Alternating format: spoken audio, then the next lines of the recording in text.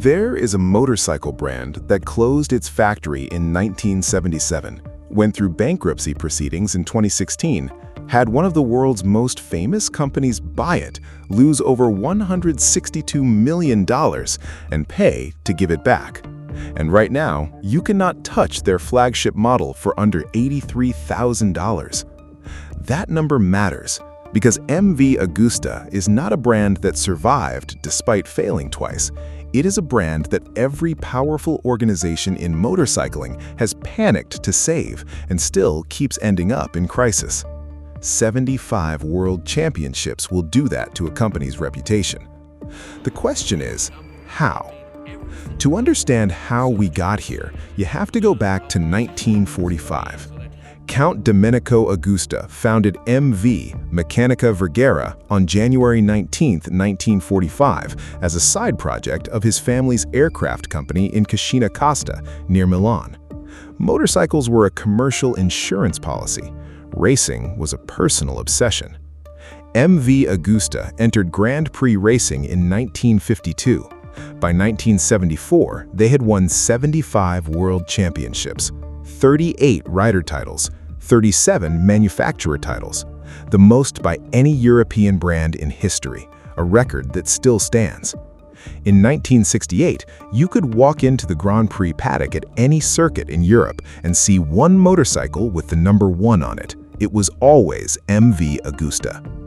Giacomo Agostini rode for them for 9 years, 15 world championships total, 13 on MV Agusta, 122 Grand Prix victories, 38 consecutive 500cc race wins. The American Motorcycling Association called him perhaps the greatest Grand Prix rider of all time. Honda built an entire dedicated factory racing program in the 1960s, spending enormous resources they had not budgeted for, specifically to beat MV Agusta. They did it for one season in 1966. Then MV Agusta responded, and the domination continued. Then, in 1971, the man who built it all died. The Count's death did not immediately close MV Agusta. It just removed the only thing holding the motorcycle division together: his obsession and his money. There were 4 causes of what came next, and they happened in 2 separate waves separated by decades.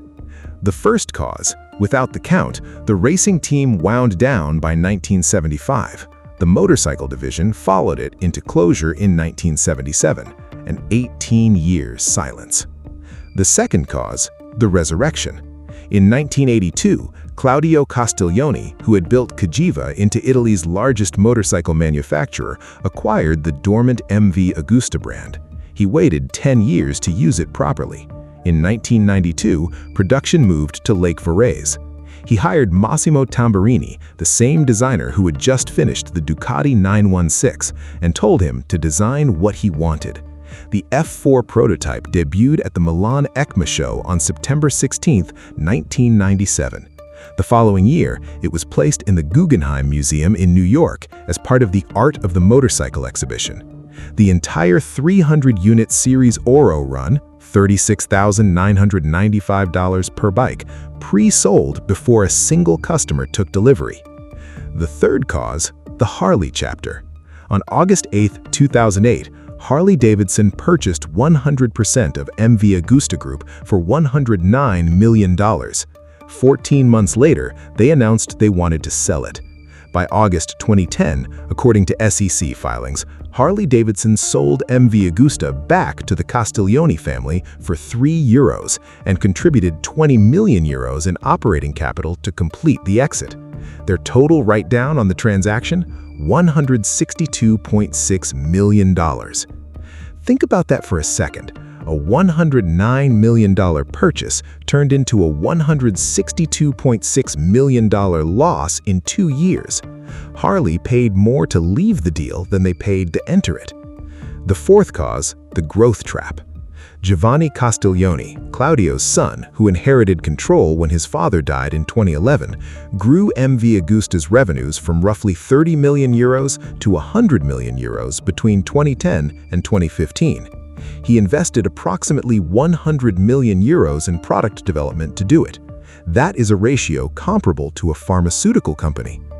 We arrived to a point in 2015 where I thought, yes, we grew in revenues, but not so much for the amount of investment we made, he said in a published interview. In 2016, with 40 million euros in outstanding debt, MV Agusta filed for concordato di continuity, the Italian equivalent of creditor protection. Death number 2.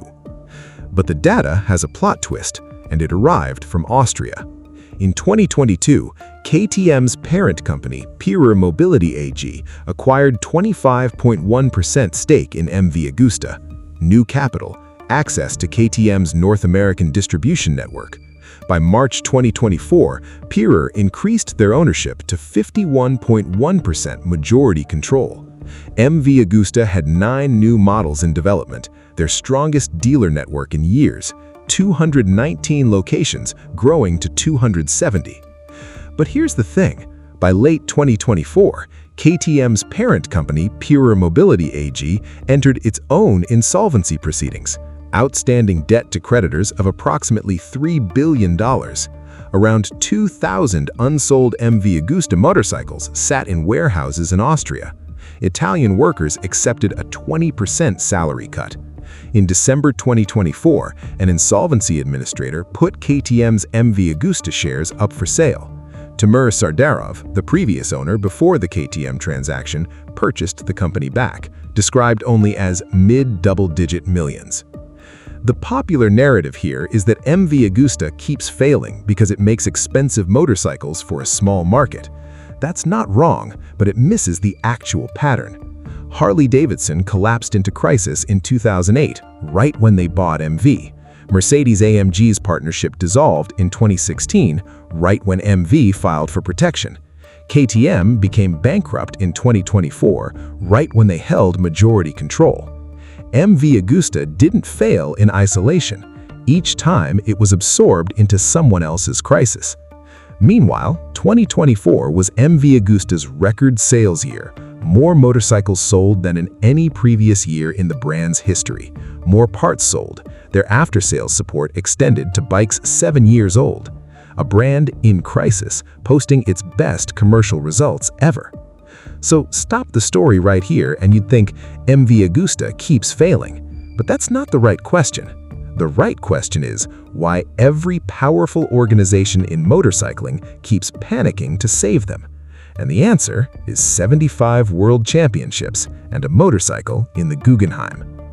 MV Agusta is not a motorcycle company in the traditional sense. It's a cultural artifact with a factory attached. Harley-Davidson panicked when they saw their core customer base aging. They needed European credibility. Mercedes panicked when they wanted motorsport prestige without building a racing program from scratch.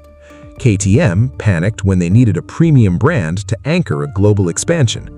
All of them were right about what MV Agusta represented. None of them could solve what they were actually buying, a brand that requires more passion than capital to survive. The Count understood that. Every company after him discovered it too late. The factory in Varese is still running. The bikes are still being made. The Count died in 1971. The first factory closed in 1977. And somewhere right now, a person who has never heard of Giacomo Agostini is looking at an F4 and feeling something they can't name. That's what 75 world championships does to the air around a motorcycle. If this changed how you think about what actually keeps a brand alive, subscribe to the channel. We dig into the engineering, the business decisions, and the history the mainstream doesn't cover every single week.